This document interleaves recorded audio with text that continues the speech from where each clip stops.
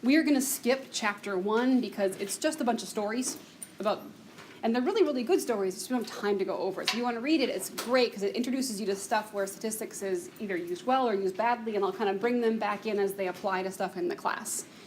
And a quick warning, the first unit is pretty easy. Don't get complacent. It will get harder, I promise. So use the first one to get a really good grade in your test. Yes? Do you want us to bring our book to class? You don't bring your book to class. Nope, it's heavy and huge. Leave it at home. Save your poor back. Okay. So chapter 2 talks about turning data into information. So the first thing you have to know is some vocabulary, and then we'll just go over some quick examples. So raw data, this is numbers. It could be numbers. It could be labels. This is collected on individual subjects. Individual.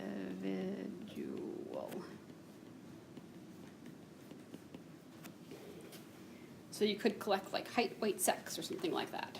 Just various characteristics you might want to interpret later. So a variable is a characteristic that can differ from one individual to the next.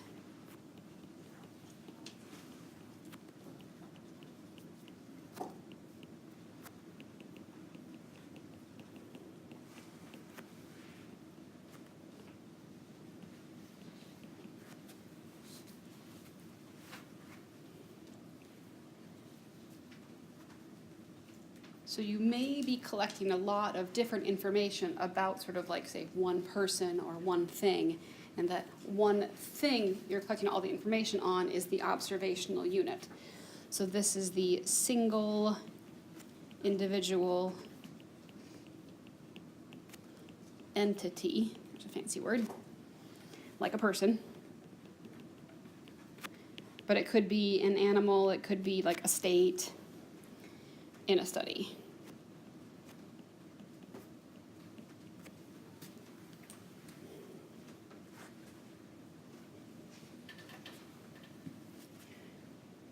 What do you think the sample size is?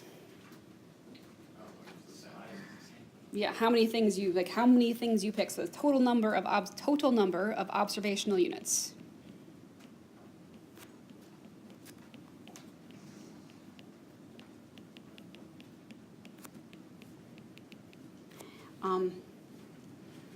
It's almost always denoted by lowercase n. Like in stats, lowercase n stands for sample size. How many things you observed? 64 stats students, 48 calculus 1 students, something like that. And the data set is your complete set of raw data.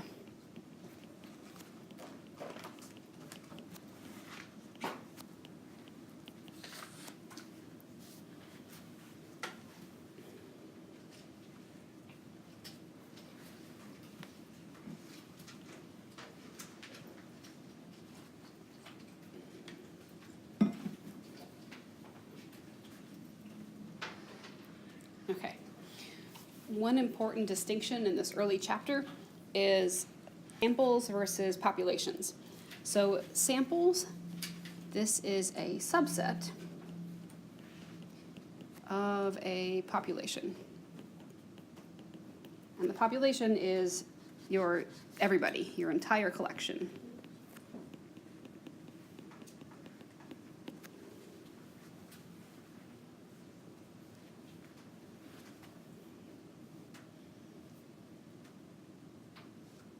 So subset means smaller, right? The sample is a smaller group that samples the population.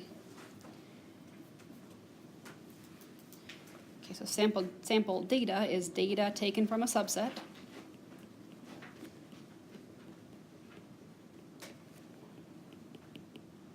Of the population.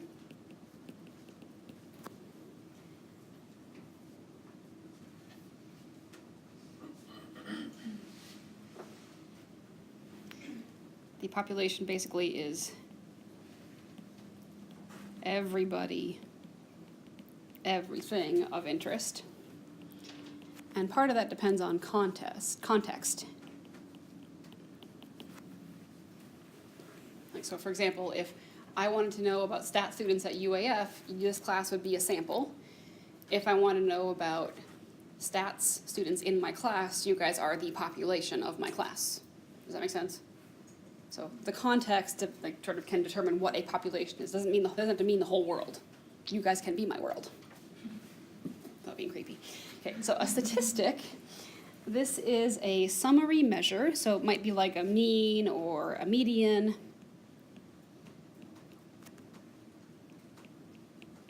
Computed from a sample.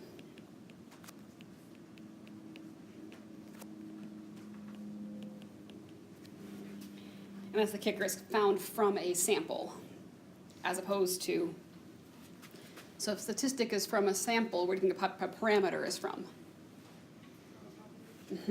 This is a measure computed using the whole population.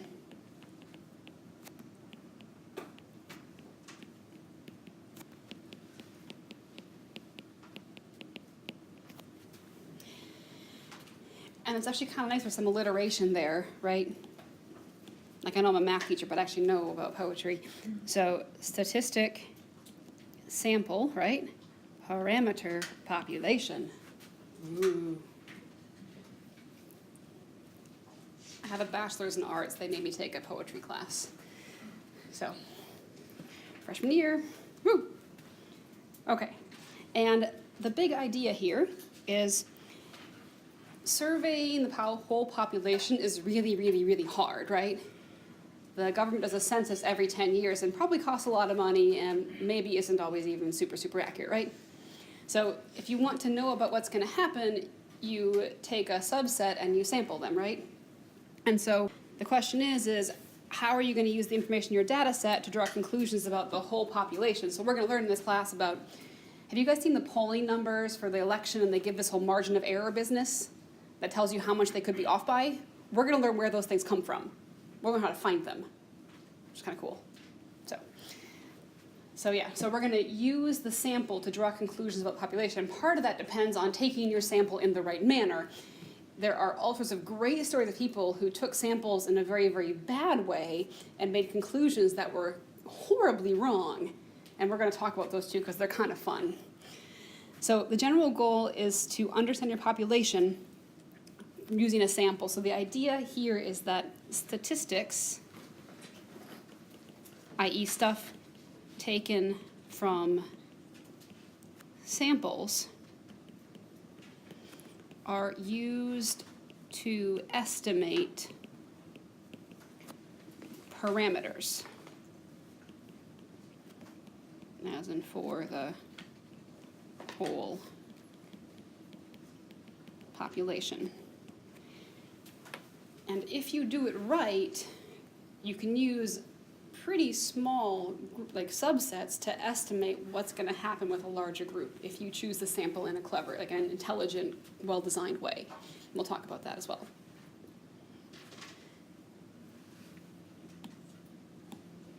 Okay. So the first thing we're going to have for an example is just identifying some of these vocabulary words and pulling them out of an actual problem. That's the great thing about the iPads. I can go backwards. Make impressed faces. Can you go back? Of course. Great. So a sociologist assembles a data set consisting of the poverty rate, per capita income, serious crime rate, and teen birth rate for 50 states. So first thing is, how many variables are in this data set? In other words, how many different things are they measuring about each state? 4. They're measuring the poverty rate, per capita income, serious crime rate, and teen birth rate. What is an observational unit? So what's the one thing you're looking at? People. Not people, it's the state. You'll have I'm gonna have a data entry for every single state. A state is like a person. Well, yeah. So, state. It's the Supreme Court ruled that companies are people. I don't know about states yet. So if you have an entry for every state, how many states are in the sample then? 50. So n equals 50.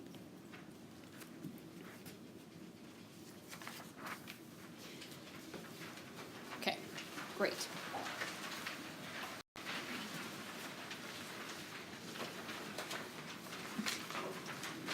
In each situation, explain if it is more appropriate to treat the observed data as sample from a larger population or whole population.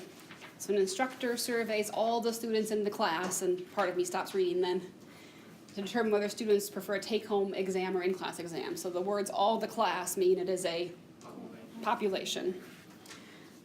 I'm pretty sure if I did a sample for that, like, students would be very, very angry if it didn't go their way.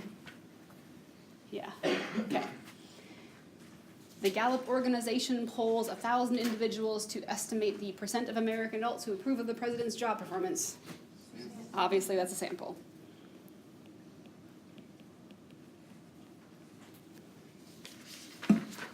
Okay, great. So next thing is just population parameters and statistics. So which one is this? The 2000 census of the US, it was determined that the average household size was 2.59 persons per household. Is that a parameter or a statistic? So you can assume that census is at least trying to get everybody. Does that make sense? Whether or not they do, you know, is a different story, but in that case, well, census gets everybody, right? So in that case, it is a statistic. No, wait, crap, you're right, parameter. I boo-booed. I need to remember my alliteration trick. It is in the parameter? Yep, it is a parameter, yep.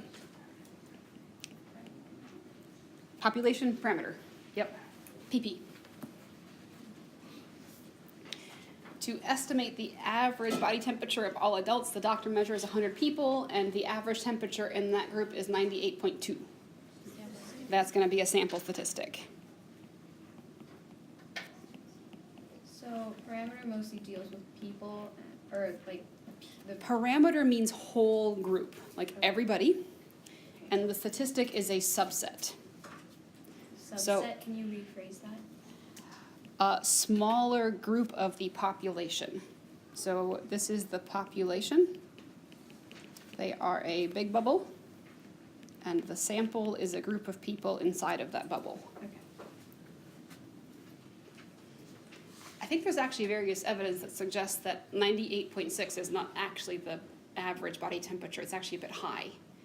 So we're going to talk about, in this class, we'll have a test to determine if that is actually the right thing or not. We can use some statistics to figure out that probably isn't the right temperature. It should actually be a bit lower. That was 97 or something. It's 98.6 is what's stated, but that might have been based on Celsius, conversion, and rounding, is what I've read, so. Okay. Now, there are different types of variables, and so here are just some names. A categorical variable probably has categories, right? The name is pretty self-explanatory. So these are group or category names.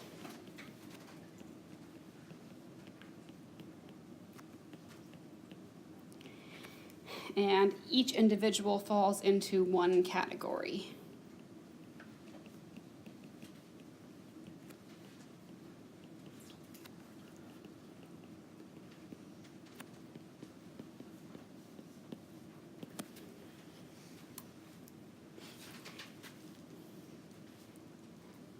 And an ordinal variable, you kind of see the word order inside of that, right? This is a specific type of categorical variable.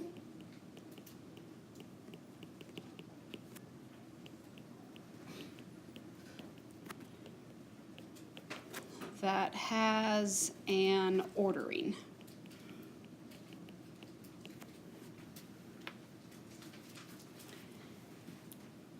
So it could be on a scale of 1 to 10, how much do you like Doctor Who? Or what is your age group in this running race, right? There's an obvious order in those age groups. So categorical thing where you fall into one group and it has an order. Now a quantitative variable, this is a numerical measurement.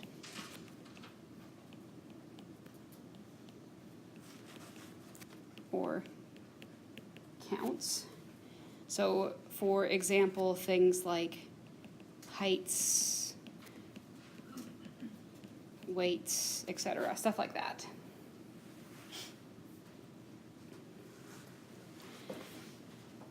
And one that's continuous is it's a continuous variable is an example of a quantitative variable where every value in some interval is possible.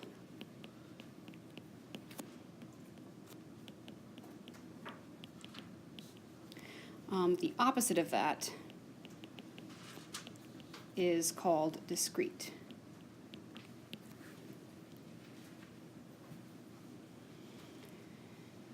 So let's see. Opposite is what? Discrete. It's called discrete. discrete. So does that mean like if you were taking the heights, obviously you can't have someone that's 0 feet tall? No, because heights are continuous because the idea is that you can be like 6 foot 1.273876232 inches tall. So heights would actually be continuous. Things that are discrete, I'm trying to think of a good example, but the best I can come up with is like the number of toes you have. Like shoe size or something? Yeah, or what shoe size category you fall into because you're one of these things, even though your actual foot length could be, sort of anything in between. So is that kind of like male shoes versus female shoes? Well, male shoes versus female shoes is more categorical because there's no ordering in that, right? But let's think like if you only whole number things are possible. Number of siblings, okay? That is a whole number. My sisters are twins, they are not half people. So, stuff like that. Number of toes, number of siblings, number of dogs. There are half sisters. Quit making it complicated. There are no half dogs, okay, number of dogs you have. So, but the point is you can only have whole numbers or even half numbers, but there's a limited number as opposed to everything in the middle of being possible. Does that kind of make sense? Yeah. It's a little bit of a subtle difference because we tend to treat things that are continuous as discrete because we'll just say, oh, I'm 6'1", as opposed to I'm 6 foot 1 inch and many, many, many other small insignificant digits. So, yeah. So I think it's probably easiest just to talk about whether this variable is categorical or quantitative, and we'll also add in the bit, is it continuous or ordinal? So importance of religion to respondent, and somebody says very, somewhat, or not. That's categorical, there are categories. And this wasn't asked in the directions, but I think it's useful to do it. Is it also ordinal? Could you order those things somehow?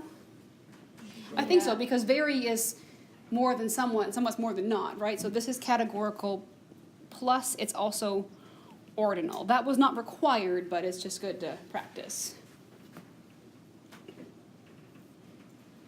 So is that like ordinal, like categorizing them from lightest color to darkest color? I think you probably also do it with colors. Yep, because you could, if you categorize from but the order of what go, if you have to specify lightest to darkest, then maybe you could have an order. Yeah, yes? Can you have that ordinal quantitative variable? Ordinal only applies, from what I remember reading in the textbook, ordinal only applies to categorical. So my age group thing might not have been a great one. That might have been a discrete variable. Age groups and races probably is officially discrete. How about hours of sleep last night? That's going to be quantitative.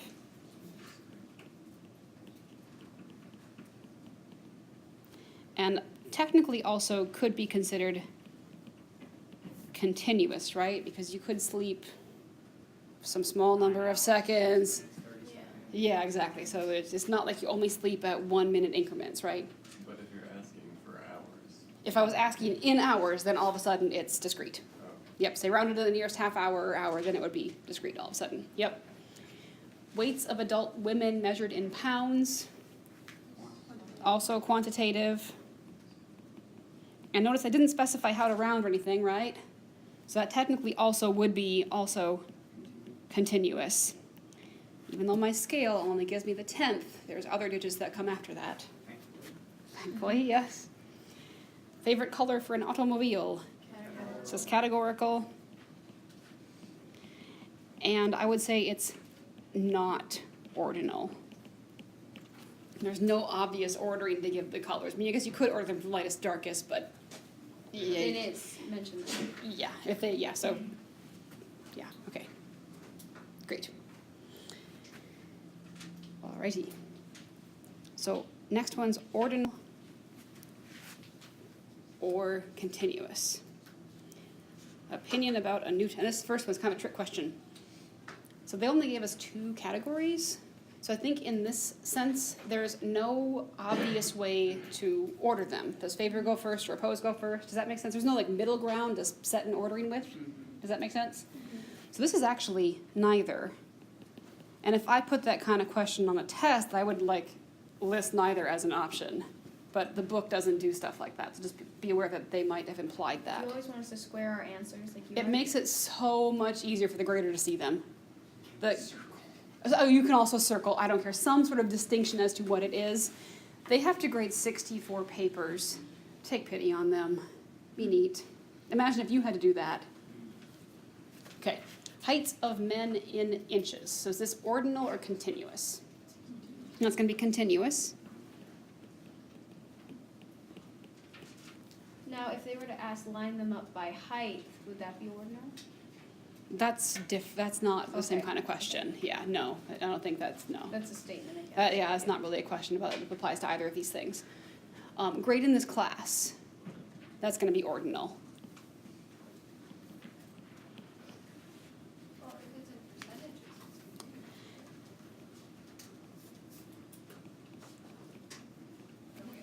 Good point. If I had said as a percentage, then officially it would be continuous. So that's a great point. And if you write logical stuff like that on your test, like give me a small explanation, that's fine. Like I'll you can argue your way out of points I deduct on you. But I should be careful. Yeah, right. Letter grade in this class, ordinal. If I had said percent grade in this class, all of a sudden that's probably continuous. Oh my goodness. Whew.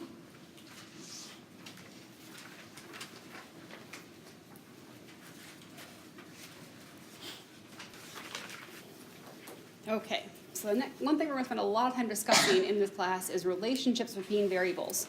So I think I keep making this mistake. Your book calls it the explanatory variable. I think I've fixed it on your notes. I actually wanted to go exploring, so it was the exploratory variable. What is the explanatory variable? So this variable is thought to influence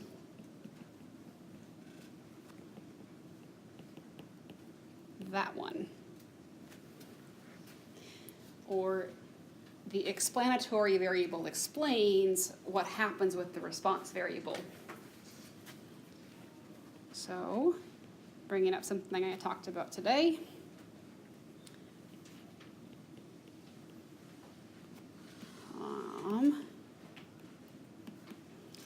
For example,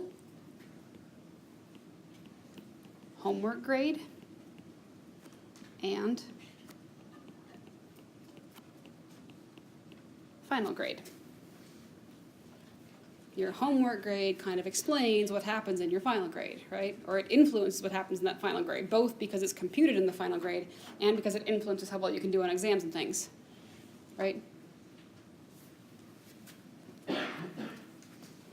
Some books call this the independent and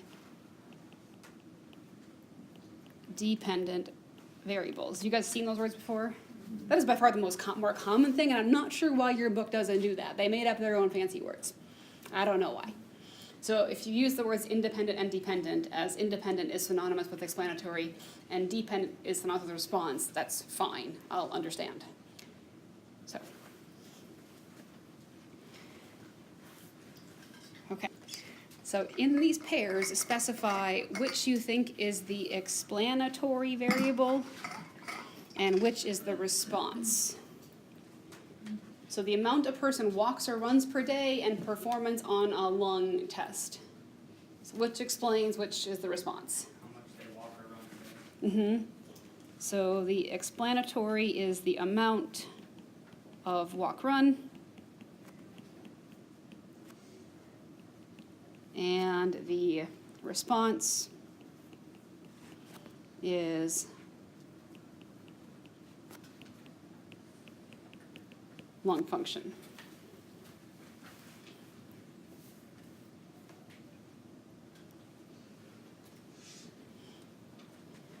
Okay, how about importance of religion and age? So is importance of religion going to probably influence age, or is age going to influence their importance about religion?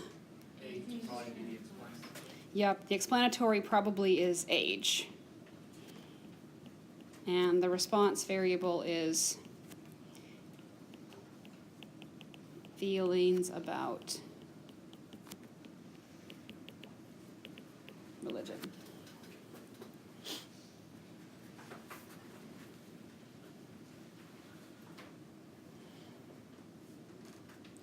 So this first unit we're going to talk about focuses more on, the next things we're going to talk about are more about, well, anyway, sorry, I won't speak. So we're going to talk about how to summarize one or two categorical variables with pictures, because pictures are far more useful than lists of numbers, right? Yeah, much easier to look at. Kind of like it was much easier for me to show you a picture of where people's grades ended up than just say, oh, this many people in this category, this many in that category. That little F bar showed you what was going on, right? Okay, so summarizing one or two categorical variables.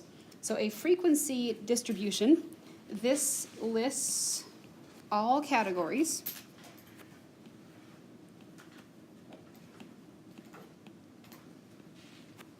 and their frequencies, so how many times.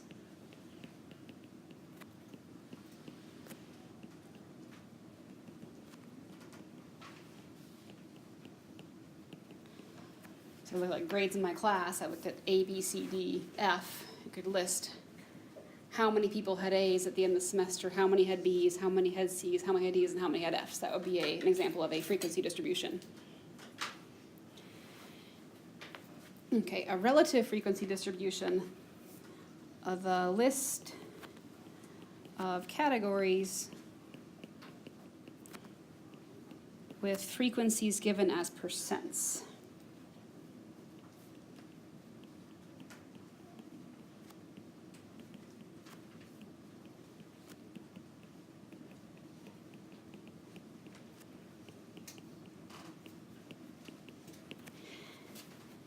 And I think if you guys wanted to see, like, say, the distribution of grades from my classes in the past, it might be more useful to see what percent landed in a various category versus how many people. Does that make sense?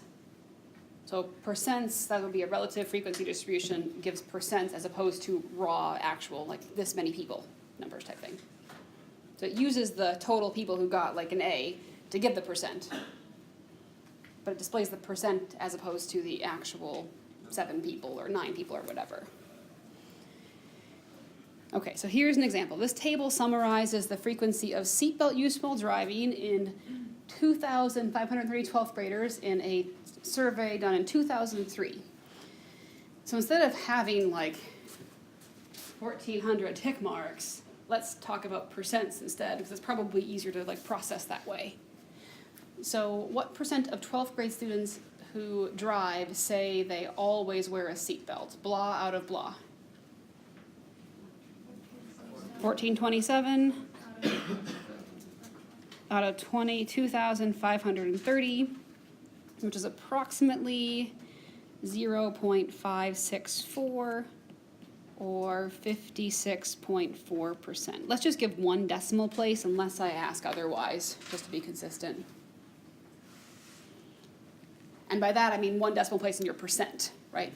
Which means 3 in your not percent form.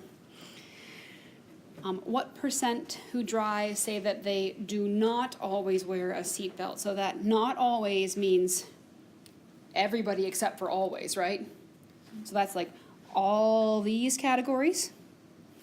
There are 2 ways you could figure that out. You could add them all up, right? And then divide by 2,530, or you could say it's the opposite of that, right? Does that make sense? So it's 100% minus 56.4%, which is 43.6%. I don't care which way you do it, and you will get a calculator on your quizzes, so, you know, if you forget about this and just add them all up, that's fine too. Won't judge you. Okay. Find the percentage in each of the 5 response categories. I think that on your table, on your sheet, I left you spaces, didn't I? Oh, that was so nice of me, wasn't it? We're going to add in a percent column. If you have phones, I don't mind if you get them out and calculate with them just to verify that what I say is correct. So that's totally fine. If I see you texting, I'll smash your phone with a hammer. Just kidding. Take it away and give it to your mommy. Okay, so what did you get for 105 out of 2,530? I rounded to 4.2. So what was it? Was 4.15. So that would actually be 4.2. Okay. How about 248 out of 2,530? I got 9.8. Tell me if that seems right. Okay. 286 out of big number. It's going to be close to 9.8, right? 11.3. I got 11.3. Yeah, that's what I got. 464 out of 2,530. I got 18.3. And then the final one we had already computed, and that was 56.4.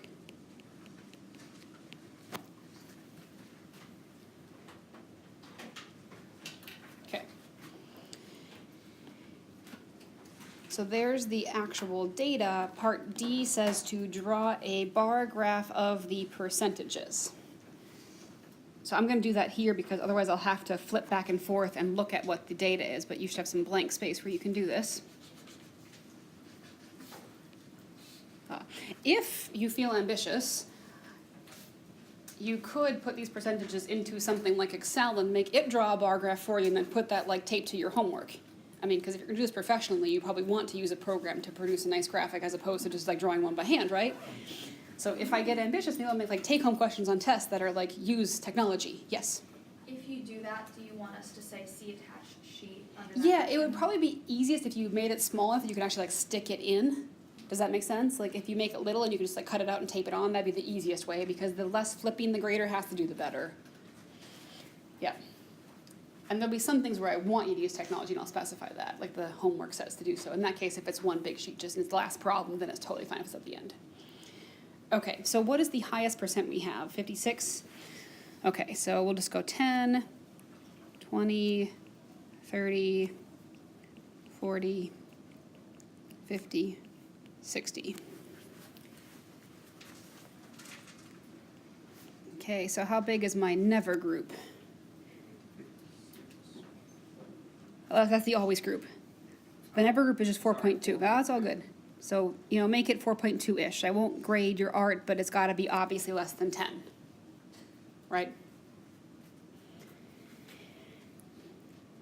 How many are in the rarely group? So pretty much 10%, right?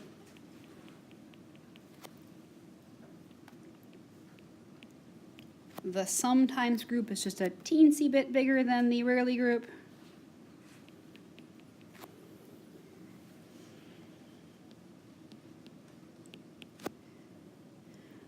The most times group is 18.3, so almost 20.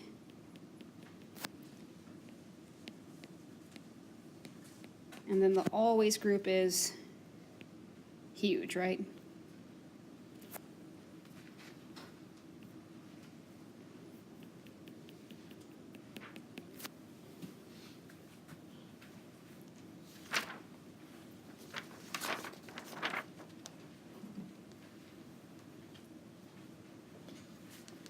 I suspect this is nothing new for you guys, right? Not really? Okay, ish. So, and I did say in the syllabus that we could use R to do stuff, but I've kind of changed my mind, and I feel as if you're going to use R, you'll use it in a later class, like Stat 401 or something. If you're going to do statistics, like in your life or a project you're working on or something, you're probably going to use Excel. So I'll explain stuff using Excel with the caveat that my Excel might not match your Excel. And I'm willing to help you if you need help, but me helping you might involve me Googling how to do it. If I can't do anything in Excel, what I often do is I'm like, how do I blah, blah, blah in Excel? And Google is so much better now than it was when I was in college 10 years ago. Like, you guys are lucky. There's all sorts of great videos to help, but it's mostly self-explanatory. Push the right button, it's pretty easy to figure out what you gotta do. Okay, so there was the bar graph, we already drew that. Okay, so the three most common pictures that used to represent data, so are pie charts, histograms, and box plots. So pie charts and histograms can be used to describe the distribution of one categorical variable, so like grade, for example. And histograms and box plots can illustrate the location of the data and like how much spread out they are. And if you wanted to compare groups, you can compare two different groups using side-by-side box plots. We'll talk about how to make these things. So the first one is a histogram.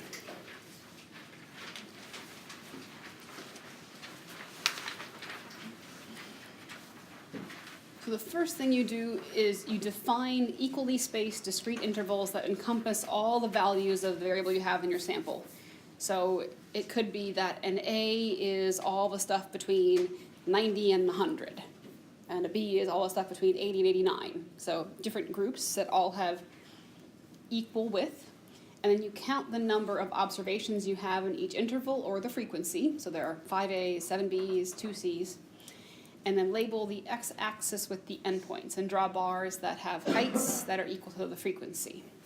So, for example, here is a set of exam scores.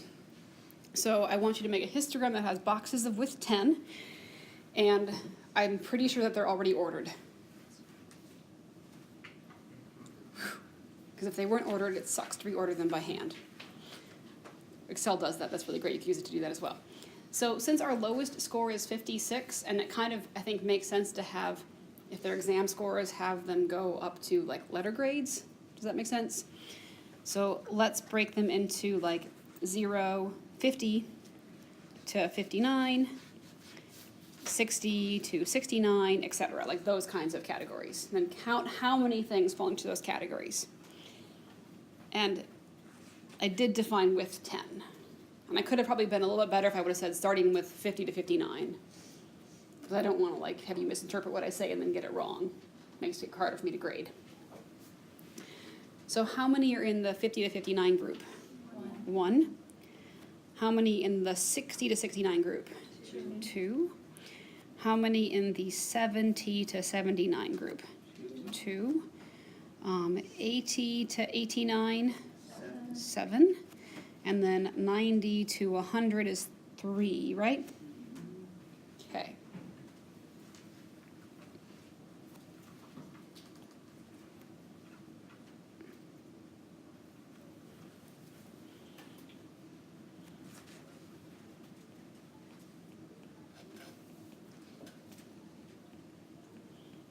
So on the y-axis is the number of occurrences in a given category. So in 50 to 59, our biggest category is 7, right? 1, 2, 3, 4, 5, 6, 7. So how many in 50 to 59? 1. How many in 60 to 69? 2. 70 to 79 is also 2. 80 to 89 is 7, right?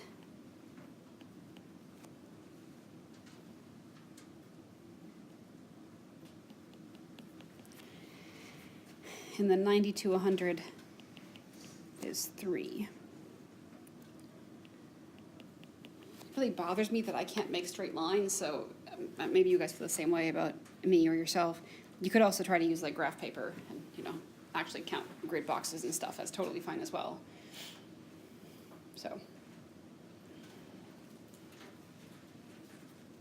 okay.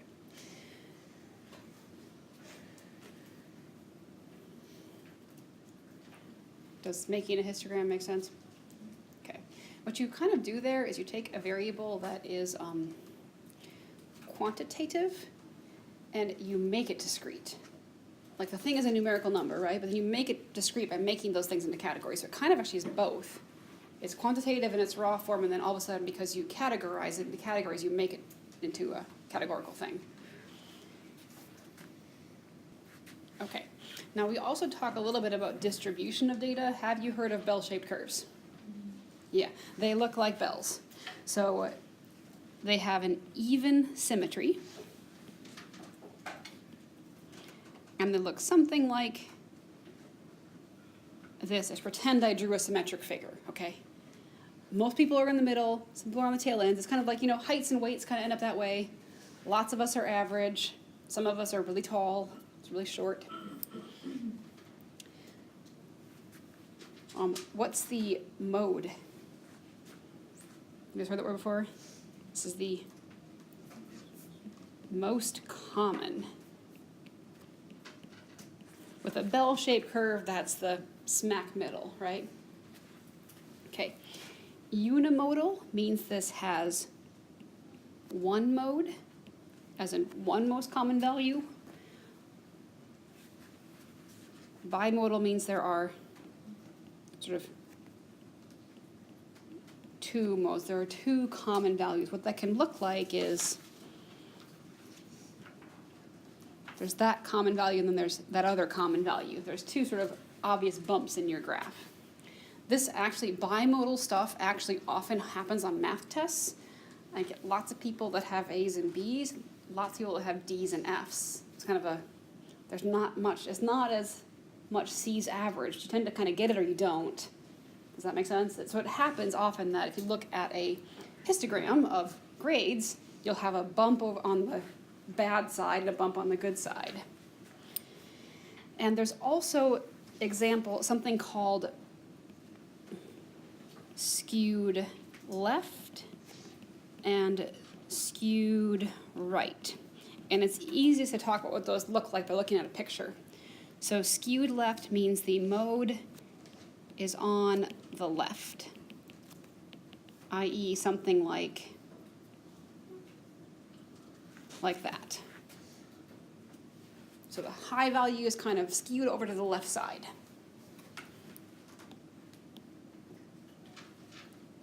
And skewed right means the mode is on the, so there's like heavier curve over on that side. So it'd be like if almost all of us got an A or almost all of us got an F. Actually, the example that we did in example 8, that's kind of skewed right, isn't it? If you look at that picture with lots of B's, that's kind of a skewed right example. So this is kind of like example 8. You have lots of people get A's, that's skewed right. Lots of people get F's, that's skewed left. Or even like D's, really, right? Yep, exactly. Okay. So that is histogram and little things that describe shapes of stuff. All right, now another thing we're going to talk about, oh, I forgot to add this box. So you have a box that I forgot to add. Things being in the wrong order.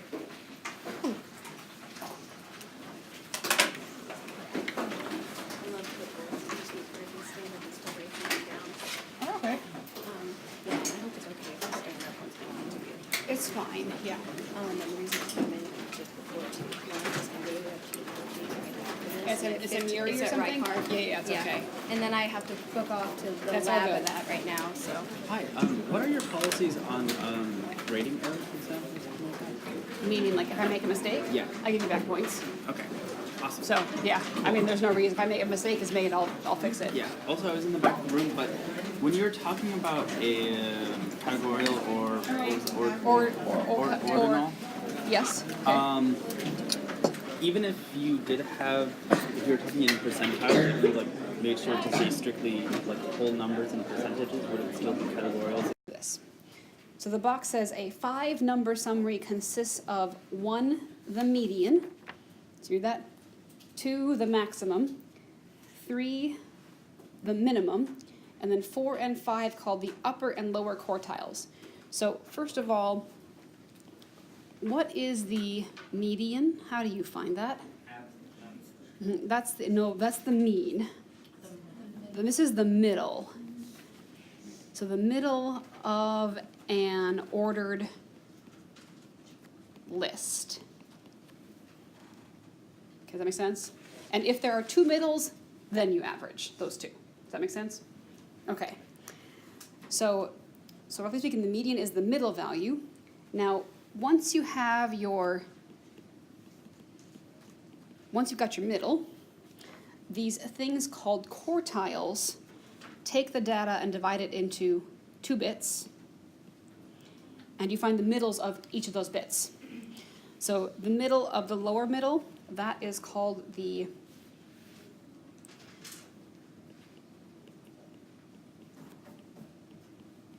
lower quartile, or Q1, and this one's called the upper quartile, or Q3.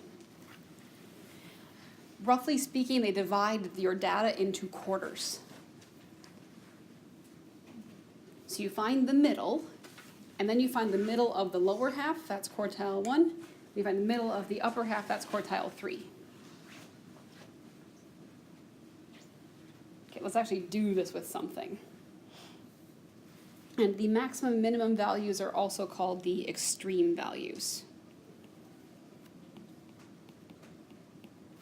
So that's what goes in that last blank.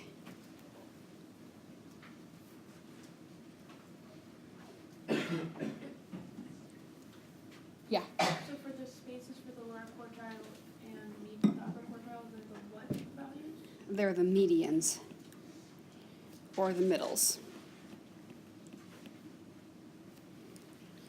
So like the lower quartile is the median of the lower values, does that make sense? And the upper quartile is the median of the upper value. So you find the median 3 times. Okay. And we'll talk more about how to find those. We're going to be given them today, but not actually have to find them. I'm a ditz. I think I had them in the wrong order. So here we go. A 5-number summary consists of the median, maximum, minimum, upper and lower quartiles. The median is the middle value. The lower quartile is the median of the values below the median. And the upper quartile is the median of the values above the median. This one's often abbreviated Q1.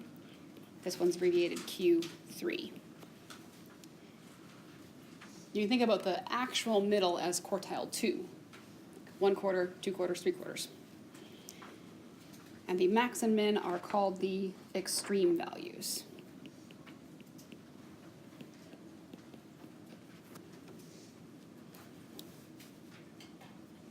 I just didn't push over, or what the problem was. Okay. So we will talk about 5-number summaries a lot more. The next example just really has you use them. So, what? Okay, hold on a second.